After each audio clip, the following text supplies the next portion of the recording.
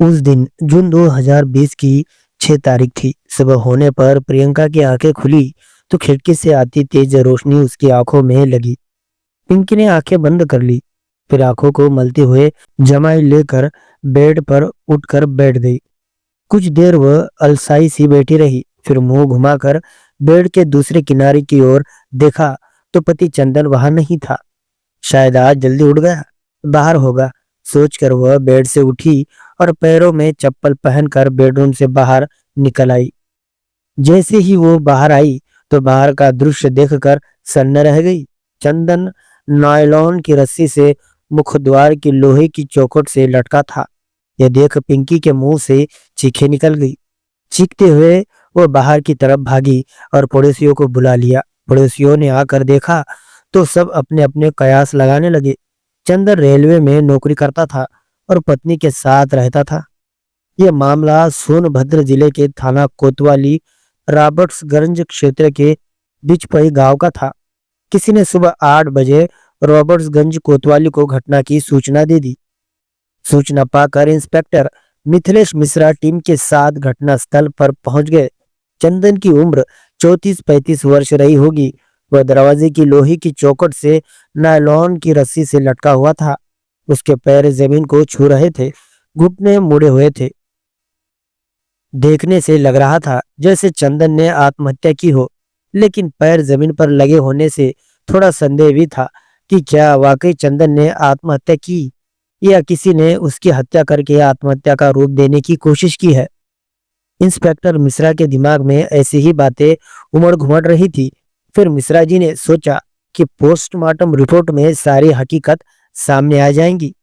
उन्होंने सिर को झटका और सोचा कि भंवर से बाहर आए। उन्होंने पास में बैठी मृतक चंदन की पत्नी पिंकी से पूछताछ की तो उसने बताया कि रात में खाना खाकर दोनों साथ बेड पर सोए थे। सुबह उसकी आंख खुली तो चंदन बेड पर नहीं था। वह बाहर आई तो चंदन को इस हालत में चौखट से लटकते हुए पाया। इंस्पेक्टर मिथिलेश मिश्रा ने उससे और विस्तृत पूछताछ की तो पता चला कि वह चंदन के साथ जिस मकान में रह रही थी वह पिंकी के पिता परमेश्वर भारती का था। वह खुद भी बीजपुर में रहते हैं। पिंकी और चंदन के दोनों बच्चे भी अपने नाना के पास रह रहे थे। पति पत्नी के अलावा उसका मकान में कोई नहीं रहता था। चंदन बिचपई से 25 किमी दूर मैंदनिया गांव का निवासी था, जो कर्मा थाना क्षेत्र में आता था। घटना की सूचना कर्मा थाने को दी गई। वहां से यह खबर चंदन के परिवार तक पहुंच दी गई। इंस्पेक्टर मिश्रा ने लाश को पोस्टमार्टम के लिए मोर्चरी भेज दिया और कोतवाली लौट आए। 2 घंटे बाद चंदन का भाई अपने गांव से रॉबर्ट्सगंज कोतवाली पहुंचा। उसने इंस्पेक्टर मिश्रा को एक लिखित तहरीर दी, जिसमें उसने चंदन की हत्या का आरोप उसकी पत्नी पिंकी उर्फ प्रियंका, ससुर परमेश्वर भारती, सास चमेली, साले पिंटू और पड़ोसी कृष्णा चौहान पर लगाया था। भाई ने तहरीर में कृष्णा से पिंकी के संबंध होने का जिक्र किया था। तहरीर देखकर इंस्पेक्टर मिश्रा चौके। उनके मन का संदेह सच होता दिखने लगा। लाश की स्थिति देखकर उन्होंने पहले ही चंदन के आत्महत्या पर संदेह था। पति की मौत पर पिंकी भी उतनी दुखी नहीं लग रही थी। उसका चीखना चिल्लाना नाटक सा लग रहा था। खैर, अब इंस्पेक्टर मिश्रा को पोस्टमार्टम रिपोर्ट के आने का इंतजार था। शाम को जब रिपोर्ट आई तो उसमें चंदन की हत्या किए जाने की पुष्टि हो गई। इसके बाद इंस्पेक्टर मिश्रा ने चंदन की लिखित तहरीर के आधार पर पिंकी, कृष्णा चौहान, परमेश्वर भारती, चमेली और पिंटू के खिलाफ धांधली की धारा 302-201 के तहत मुकदमा दर्ज कर दिया। इंस्पेक्टर मिथिलेश मिश्रा ने केस की जांच शुरू करते हुए कृष्णा चौहान उर्फ किशन के बारे में पता किया तो जानकारी मिली कि वह आपराधिक प्रवृत्ति का था। बिचपई में वह पिंकी के घर के पड़ोस में अपनी मां के साथ किराए पर रहता था। जांच के दौरान पूछताछ में यह भी पता चला कि कृष्णा का पिंकी के घर की काफी आना जाना था। वह घर से गायब भी था। पिंकी और कृष्णा की कॉल डिटेल्स निकलवाई गई तो उसमें भी दोनों के संबंधों की पुष्टि हो गई। इसके बाद इंस्पेक्टर मिश्रा किशन उर्फ कृष्णा की गिरफ्तारी के प्रयास में लग गए। 11 जून को उन्होंने मुखबिर की सूचना पर रॉबर्ट्सगंज के रोडवेज बस स्टैंड से किशन और प्रियंका को गिरफ्तार कर लिया। भेद खुल जाने की आशंका से प्रियंका किशन के साथ कहीं भाग जाने की फिराक में थी, लेकिन पकड़ी गई। कोतवाली लाकर जब दोनों से कड़ाई से पूछताछ की तो दोनों ने चंदन की हत्या का जुर्म स्वीकार कर लिया और हत्या करने के पीछे की पूरी कहानी बयां कर दी।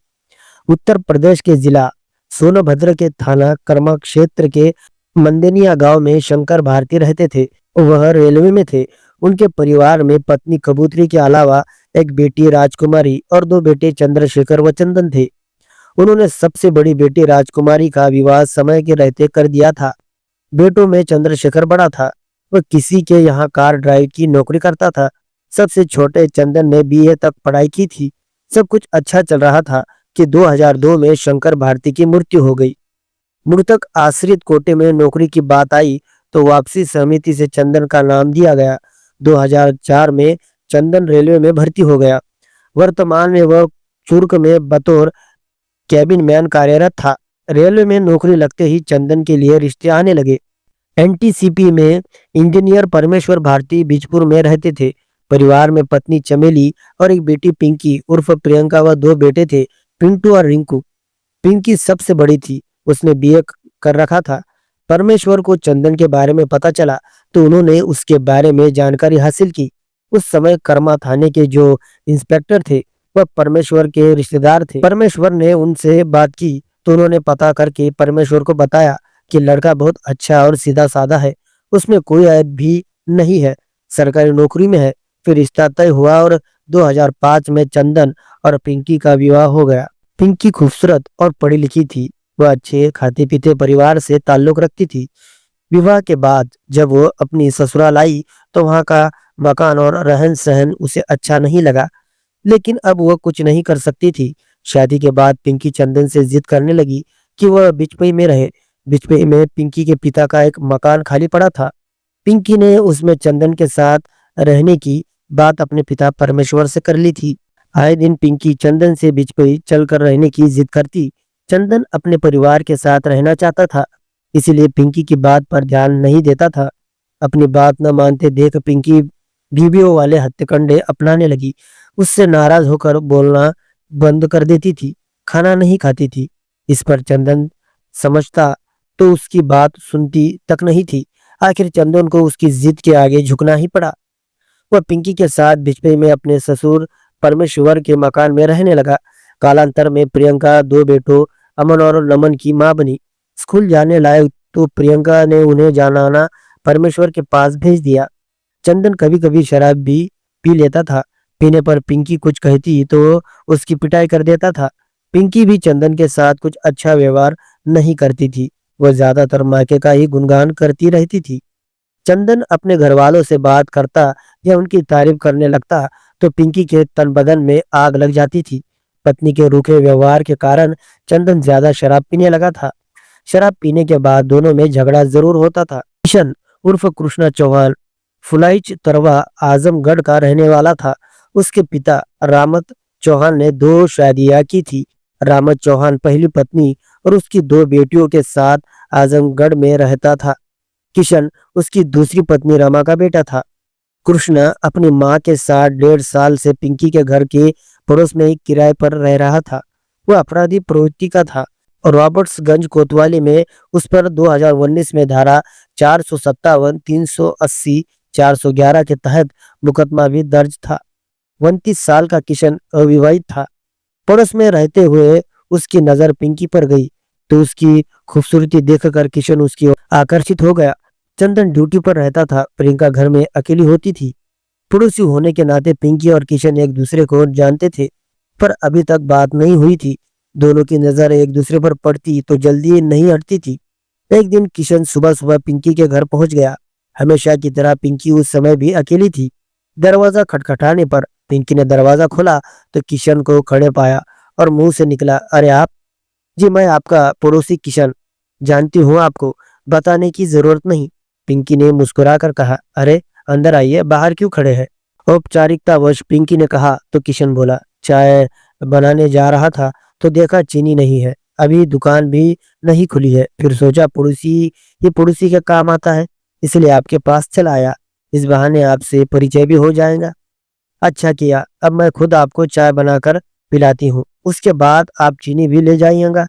कहकर पिंकी ने उसे कुर्सी पर बैठाया और खुद चाय बनाने किचन में चली गई।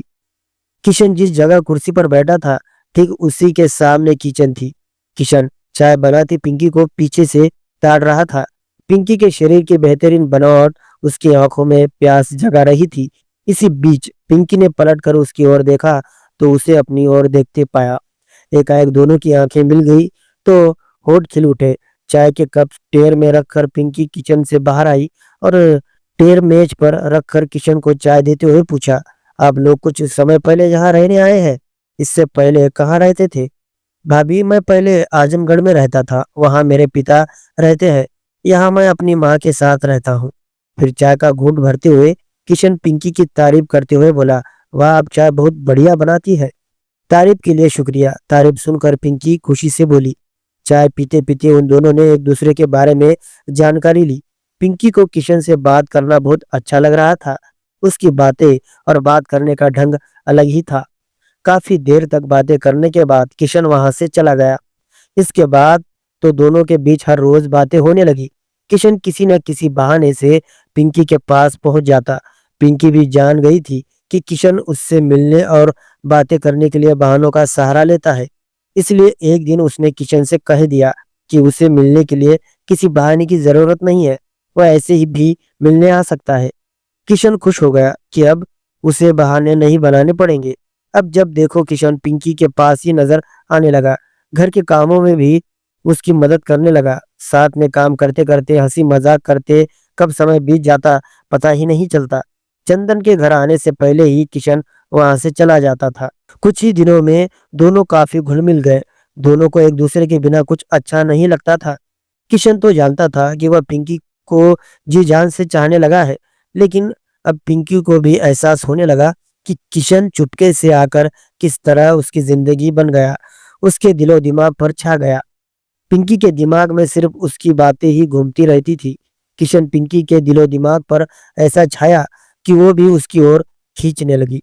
जब प्यार का एहसास हुआ, पिंकी का एहसास करना किशन के लिए शुभ संकेत था। वह उसकी होने के लिए बेताब है। एक दिन दोनों पास पास बैठे किशन की लाई आइसक्रीम खा रहे थे। किशन ने अपनी आइसक्रीम खाई तो उसने ऐसा मुंह बनाया जैसे उसे आइसक्रीम अच्छी न लगी हो। ऐसे रिश्ते की सच्चाई अधिक दिनों तक छिपी नहीं रह पाती। एक दिन चंदन ने दोनों को रंगे हाथ पकड़ लिया। इसके बाद किशन तो वहां से चला गया, लेकिन चंदन ने पिंकी को जमकर पीटा, साथ ही आगे से ऐसी नापाक हरकत न करने की हिदायत दी। पिंकी के इस गलत कदम से चंदन परेशान रहने लगा। उसकी अपने भाई चंद्रशेखर से बात होती रहती थी। उसने भाई को भी पिंकी के किशन से अवैध संबंधों के बारे में बता दिया। दूसरी ओर पिंकी पर चंदन द्वारा दी गई पिटाई और हिदायत का कोई असर नहीं हुआ। वैसे भी चंदन हर वक्त घर पर नहीं रह सकता था। इसके अलावा घर में पिंकी पर नजर रखने कोई नहीं था। पिंकी पहले की तरह ही किशन के साथ रंगरलिया मनाती रही। वह चाहती थी कि उसके और किशन के रिश्ते पर कोई तर्क वितर्क ना करे। 5-6 जून की रात किशन और पिंकी की रात 12 बजे चंदन घर लौट आया। उसने पिंकी और किशन को एक साथ लिया तो वह उनसे झगड़ने लगा। इस पर किशन ने पिंकी से कहा कि आज इसका काम खत्म कर देते हैं। पिंकी भी उसकी बात से सहमत थी, इसलिए उसका साथ देने लगी। वह घर में पड़ी नायलॉन की रस्सी उठा लाई।